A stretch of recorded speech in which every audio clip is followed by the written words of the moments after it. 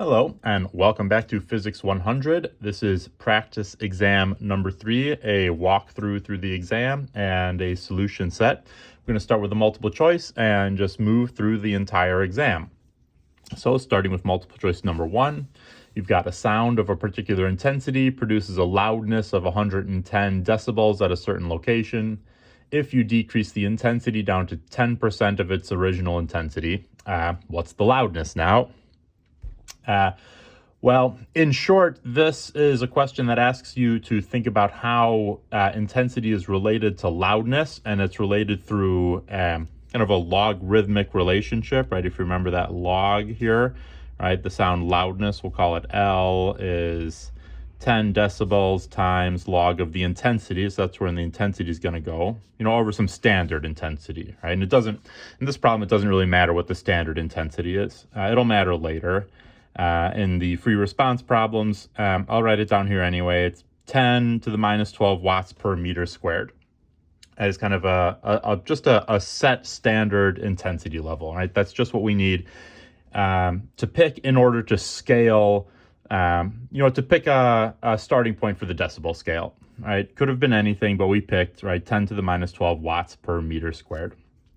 Okay, so this is really asking you, how does the math of the logarithm work? This is a base 10 logarithm, right? So what happens is if you decrease the intensity down to 10% of its original intensity, right, that log value, right, just changes by 1, right? Like if this fraction, right, goes from 100 down to 10, right, then the log of that fraction goes from, 2 to 1, right? 100, 10 to the 2, down to 10, right? 10 to the 1, right? The log tells you, it basically counts powers of 10, right? Every time this goes up by a factor of 10, the log goes up by 1, right? 10 to the 1, 10 to the 2, 10 to the 3, so on and so forth.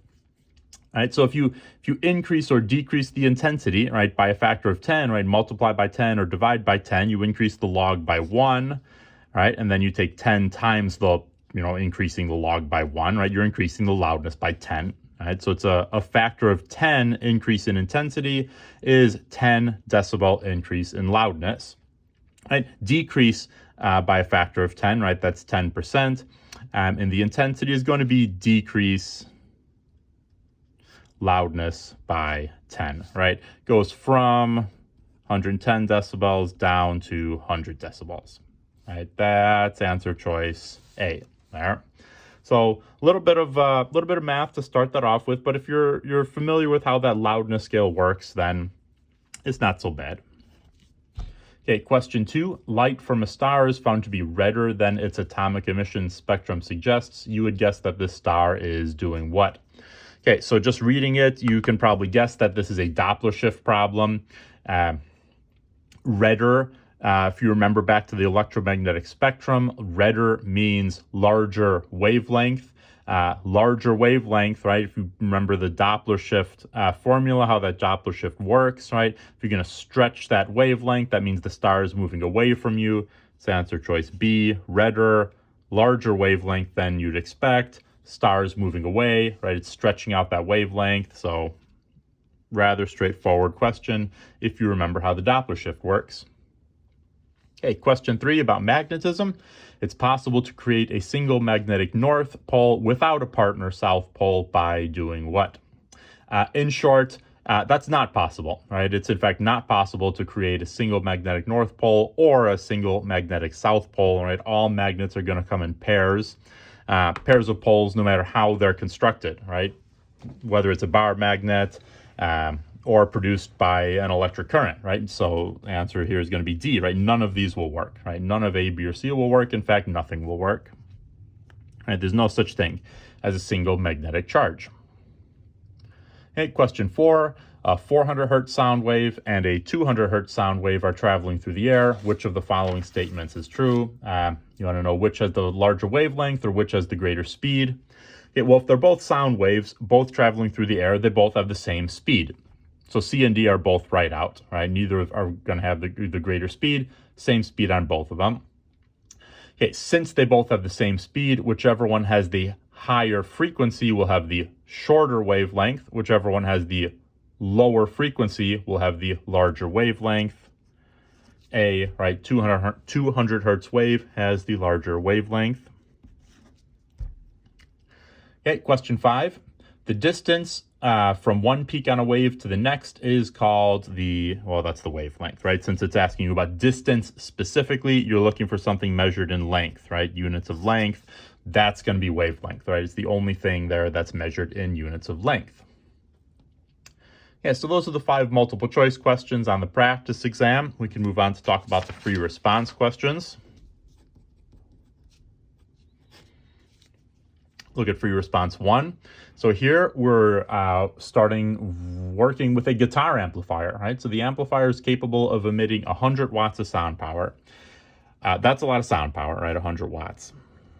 Watts is, a measurement of power. Okay. First part, what sound intensity would someone standing 20 meters from this amp experience?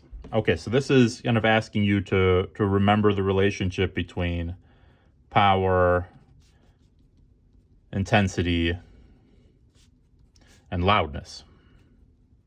Right? These are all different things. They're kind of measuring, they're not quite measuring the same thing. They're measuring something similar, but not exactly the same, right? Power is just whatever that sound source is producing, right?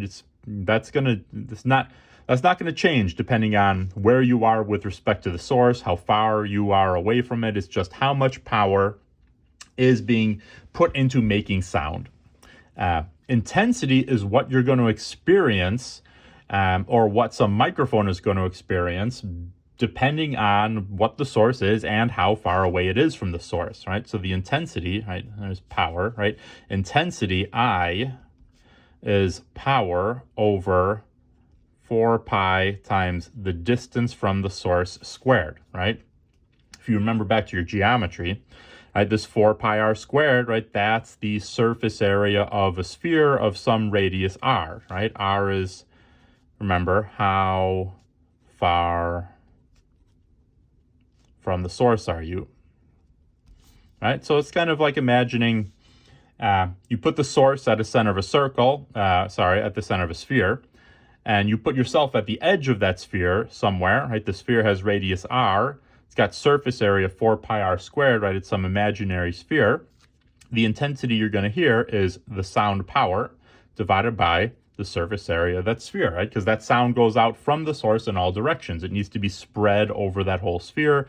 The larger that sphere is, the further you are away from it, the smaller the intensity you experience is going to be, right? Makes sense. The further you are away from the sound source, the quieter it's going to be. Loudness, you need the intensity, right? That's 10 decibels. This is kind of how we define sound loudness, times the base 10 logarithm of the intensity divided by the I naught, right? Where that I naught, like we saw earlier, is that standard 10 to the minus 12 watts per square meter. All right, so that's all we need to go through the entire question, right? So we can go part A, all right, we just use this formula right here.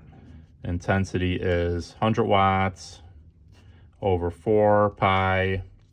How far are we? 20 meters? 20 meters squared. There. Right, and that's the intensity that we would experience. We could go ahead and calculate that out. Let's get a calculator. 100 watts over 4 pi comes out to be 0.02 watts per square meter. Okay, doesn't seem very loud. How loud is that in decibels, right? That's what part B is asking us, right? What sound loudness would this person hear? Okay, so now we use the second formula, right? Loudness. 10 decibels times log of the intensity right here, 0.02 watts per square meter over 10 to the minus 12 watts per square meter. Okay. And we could calculate that out.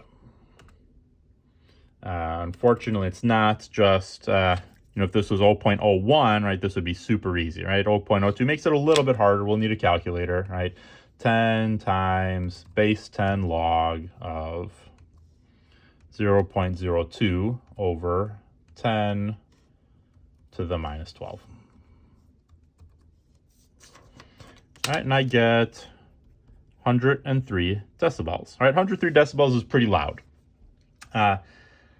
Not hurt your ears loud, but certainly loud enough to be uncomfortable if you were listening to it for a long time, right? 100 decibels is, if you kind of get in your car and you crank up you crank up the your car speakers, your standard car speakers, and play some music at pretty close to max volume, you get about 100 decibels out of that.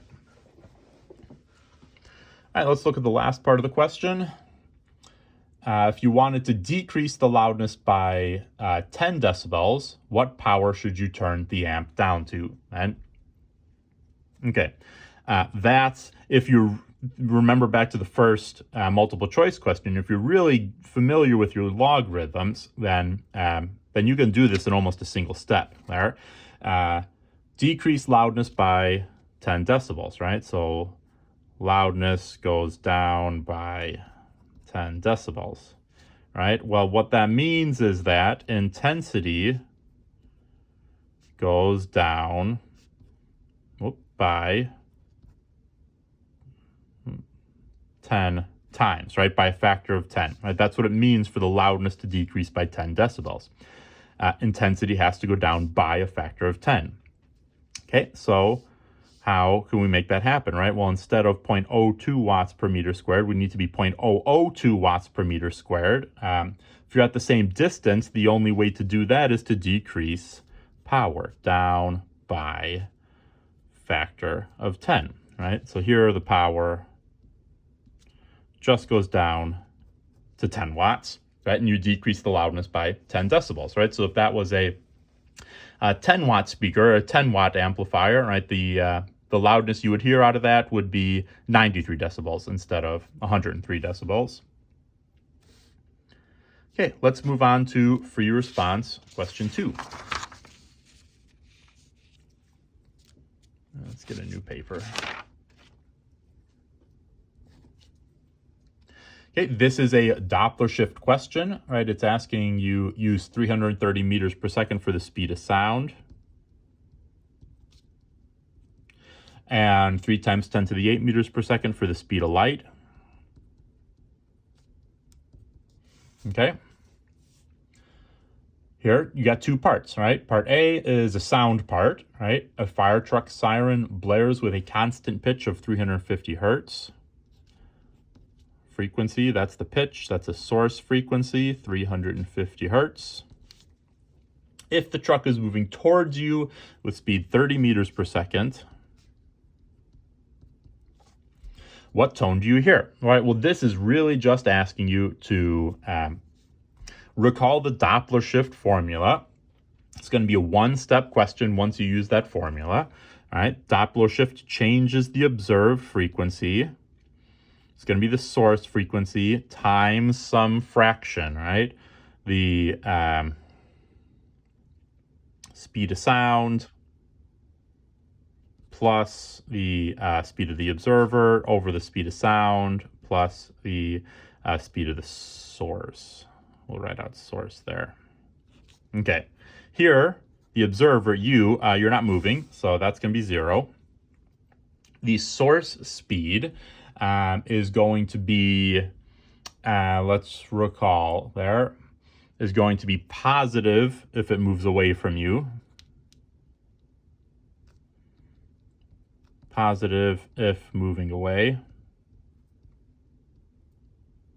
And it's going to be negative if it's moving towards you, right? This one, the fire truck is moving towards you with 30 meters per second.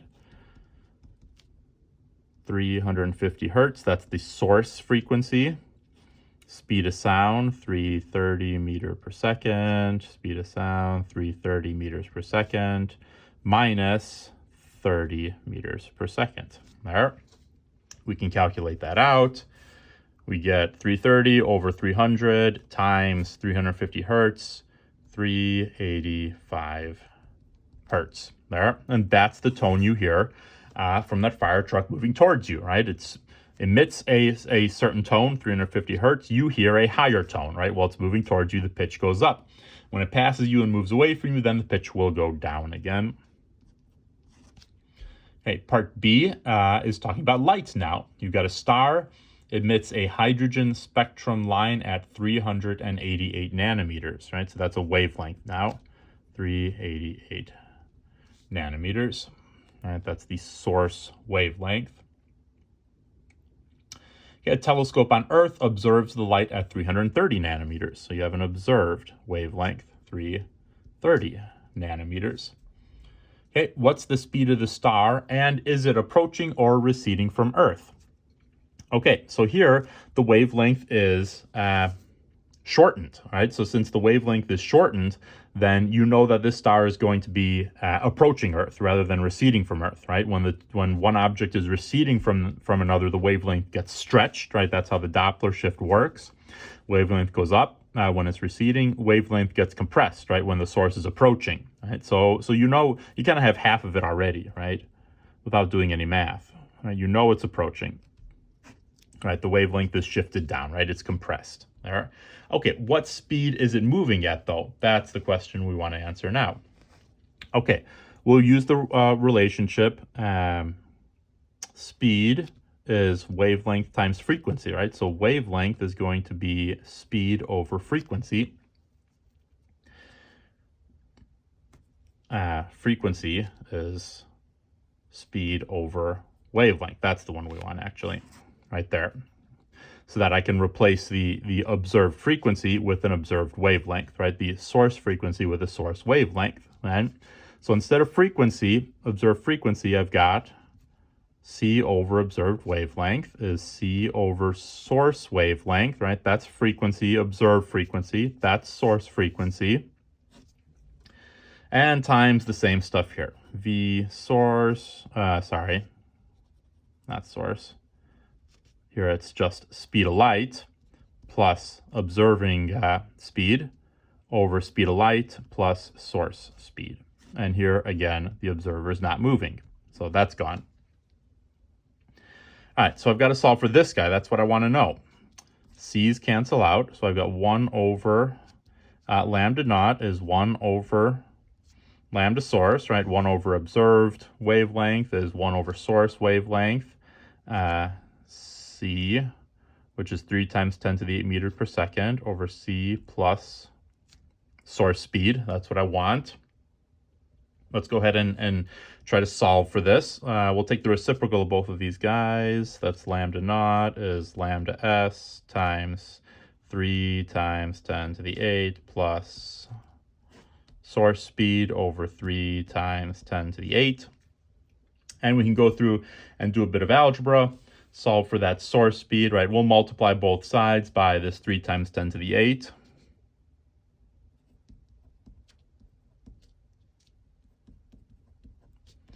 And then we'll multiply this out. Source times 3 times 10 to the 8 plus lambda source times source speed there. And then just solve that for source speed there. Vs is 3 times 10 to the 8th. This observed wavelength minus source wavelength all over source wavelength. All right, a little bit of algebra 1 there. We can plug the numbers in. Lambda naught, 330 nanometers. Lambda source, 388 nanometers. And we get minus 44 times 10 to the 6th meters per second. There, that's fast, but it's a star, right? Moving around the galaxy, right? They're going to be fast, and it is approaching you. So a bit of math in part B. Review that a bit, but not too bad, right? Just a whole lot of algebra 1, taking some reciprocals and solving there. Okay, let's move on to problem 3. Consider now a coil of wire, a square of side length 10 centimeters. 10 centimeter, 10 centimeters. Okay, the coil has 500 total turns. All right, so it's basically 500 of these, right? It's just spun around here 500 times. Place the coil in a permanent magnetic field, right? B is how we denote magnetic field, 0.01 Tesla. All right, and now we want to know a couple things, right? We're basically making an electric motor here, right? Or an electric generator. If you turn this coil so that it turns by exactly 90 degrees, so that the magnetic flux goes from maximum to 0 within half a second, how much voltage will you induce in the coil? All right, so this was just a really small part of the reading, but it's asking you about Faraday's law. If you don't remember that, go look back through the reading, find the section on Faraday's law, and review that. That'll give you what you need to know. But in short, what Faraday's law tells you is how much voltage you can generate using a coil that really looks just like this, right? Using a coil of wire, right? And it uses magnetic flux in order to do that, or magnetic flux I'm going to denote by this capital phi, right? It's basically a capital I with a circle right in the middle of it. Right? That's equal to the area of the loop times the magnetic field times the number of turns in the loop there, right? Area, magnetic field, number of turns, right? It's a very straightforward calculation to get that flux, right? Area of loop, magnetic field, number of turns in that loop, right? Okay, what's the area of the loop? Well, it's 0.1 centimeters squared, right? So it's 0.01 square meters, right? Times the magnetic field, 0.01 Tesla, times the number of turns, times 500. Okay, that's not the voltage, though. That's the flux through the loop, right? What Faraday's law tells you is that the voltage generated is the change in flux divided by the time it takes to change that flux, right? So once you know the flux through the loop, it's a pretty straightforward calculation, right? The change in flux is maximum flux right here to 0, right? That's what the problem says, right? So that the magnetic flux goes from maximum to 0 within 0.5 seconds. So this is just voltage generated. That's Faraday's law. Change in flux is 0.01 square meters times 0.01 Tesla times 500 turns, minus 0 over the time taken to do that, right? 0.5 seconds. Right, so it's easier than it looks, right? I know the Faraday's law and this weird symbol make it look a little intimidating, but the calculation is really very straightforward. That's all you have to do. It's just 1/10 of a volt, right? When you calculate that out. Part B, just a little bit more complicated, but a lot of the work is done for you already because you did it in Part A. If you turn the coil so that it completes 100 revolutions per second, how much voltage will be induced in the coil? And okay, so this is like you're spinning the coil constantly instead of just turning it from here to here, right? You're kind of doing a constant spinning like so. And now the question that you really need to ask is how often does the flux change from max to 0 or 0 to max in one revolution, right? Because this isn't going to be, you can't just do flux over, 1 over 100, right? 100 times per second, right? That's not gonna work here. It's gonna be close, but it's not quite.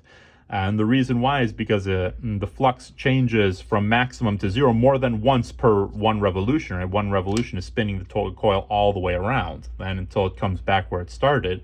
But if you take it and just turn it upside down, you've already gone max flux, 0 flux, max flux again. Then you go, 0 flux again, and then max flux again when it comes back to where it started. So every 90 degrees, you're changing that flux, right? Because the flux is the magnetic field through the coil. And right here, I got a lot of field going through that coil. Here, I got no field going through that coil because it just, the coil's parallel to the flux. Right now, I've got all the flux going through that coil, right? So every 90 degrees, I change that orientation, right? How many 90-degree turns are there in one revolution? Well, there are 4 of them, right? So it's not going to be, 400 flux changes, or it's not going to be 100 flux changes per second. It's going to be 4 times that, right? The voltage generated is going to be that flux, which I calculated earlier, over 400 times per second. That's that same 0.01 square meters times 0.01 Tesla times 500 turns over 1 over 400, right? 400 times per second. And that comes out to be 20 volts. That's exactly an electric generator, right? You're generating power with that coil. And that's pretty much how all electricity is generated. Everything but solar power really uses this method to generate electricity, right? It uses, whatever, water power, a steam turbine, a windmill to turn a coil of wire in a magnetic field, generates that power, generates that voltage. Okay, let's go on to question 4. And I swear they get a little bit easier as the exam goes on. Okay, now you have a ship mapping the ocean floor using sound waves of frequency 30 hertz. Okay, the speed of sound in water is not the same as the speed of sound in air. It's 1,500 meters per second. It's very fast. The ship emits a sound pulse, and here's the echo return 0.5 seconds later. Okay, how deep is the ocean floor at this point? Let's draw a little sketch of this, right? There's the ocean. There's our ship.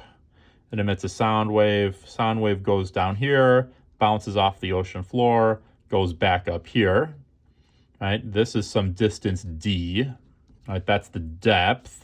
And the time it takes to make this round trip is 0.5 seconds.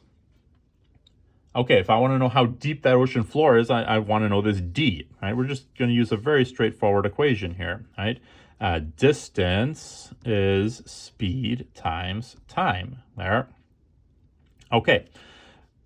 The only thing you really have to be careful of here is that the distance traveled is not the same as the depth, right? Because the sound pulse goes from the ship down to the ocean floor and then back up to the ship in 0.5 seconds. So the distance traveled is actually twice the depth is the speed of sound times the time, 0.5 seconds. Then you can solve that for D. 1,500 times a half divided by 2, 375 meters. Part B, very straightforward. What wavelength is the sound wave that ship emits? Right, the wavelength is the wave speed divided by the frequency. That's 1,500 meters per second over 30 hertz. And 1,500 over 30 is 50 meters, right? So a very long sound wave. Sound waves will be very long in water, right? A 50 meter wavelength is not even crazy long for sound in water. All right, but that's it for problem 4, right? Much easier problem. Problem 5, here you've got a local FM radio station broadcast with a frequency of 92.5 megahertz, right? It's like FM 92.5, right? That's what that number means. That's the frequency at which on which that station broadcasts. All right, if you are listening from 100 kilometers away from the station,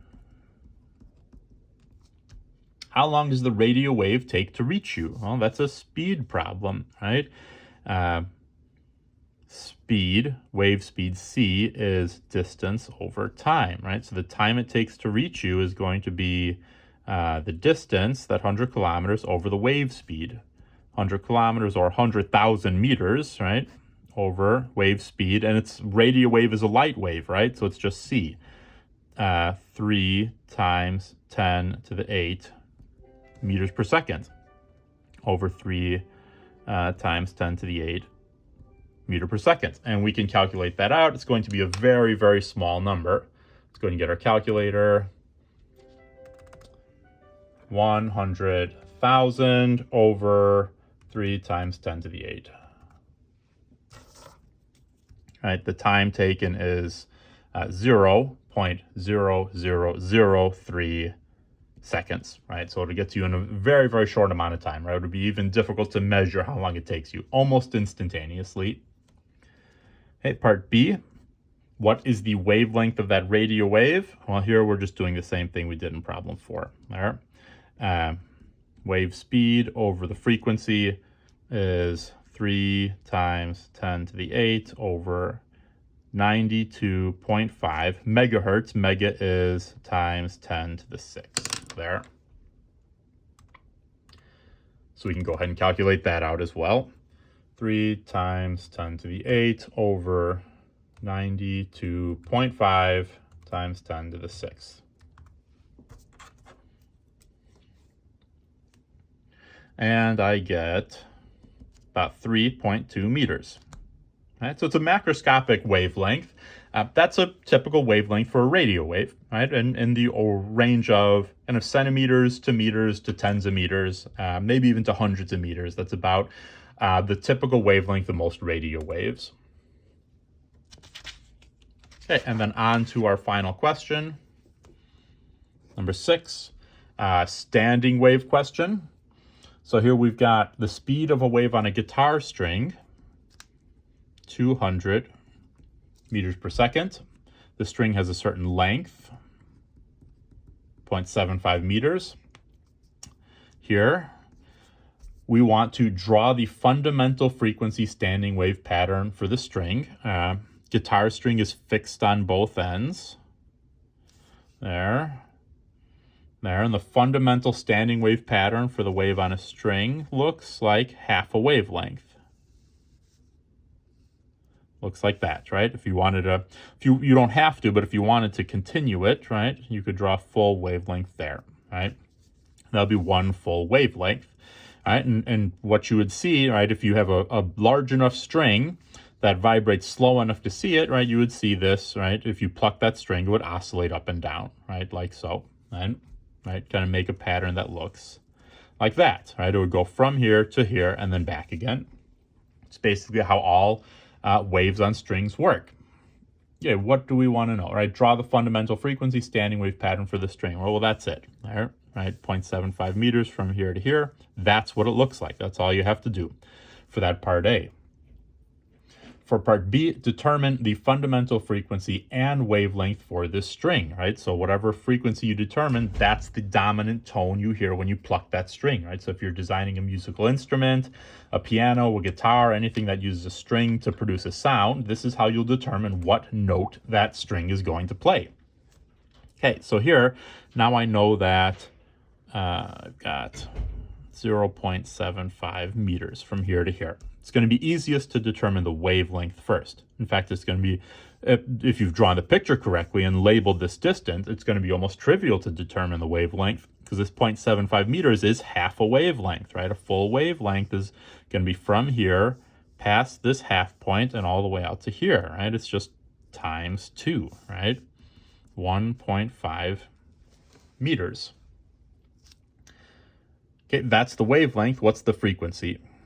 Okay, well, the frequency is going to be the wave speed, 200 meters per second, over the wavelength, right? 1.5 meters. 200 over 1.5 is like 133. Let's plug it into the calculator.